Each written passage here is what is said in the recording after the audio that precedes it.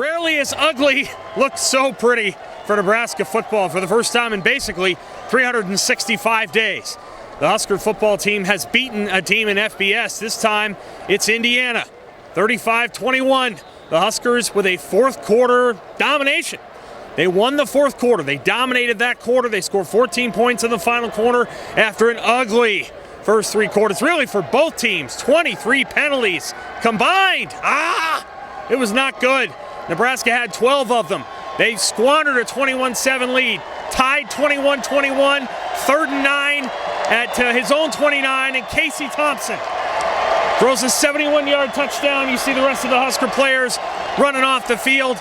Casey Thompson wound up. He threw a deep one to stop and go to Trey Palmer for a 71-yard score. That put Nebraska up 28-21. They added another touchdown late. It was Casey Thompson running it in. But the story today, in some degree, other than Thompson, who was pulled from the game, he was knocked out briefly, was Nebraska's defense. They held Indiana to 290 yards. The Hoosiers were missing their top two receivers. That didn't help.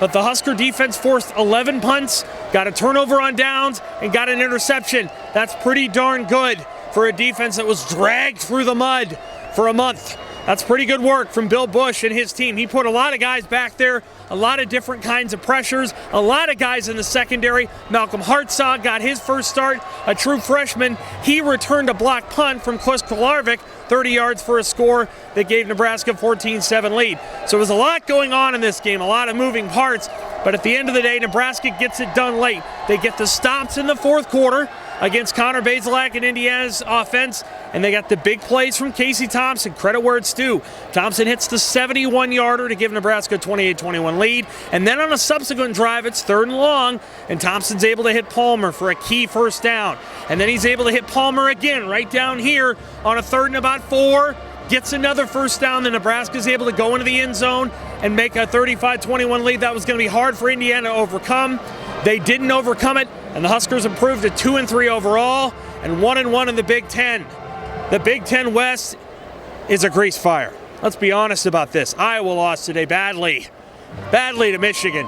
Minnesota lost to Purdue. Wisconsin lost by 24 to Illinois. Really? They did. So Nebraska's kind of in it. I mean, they're probably not going to win it, but they're kind of in it. After beating Indiana, they're going to play Rutgers next week. They lost big. And then they're going to play Purdue, which beat Minnesota today. Purdue's probably a better team than the Huskers, but you never know. And why not have a little bit of fun here? Because the Big Ten West is not going to run away and hide.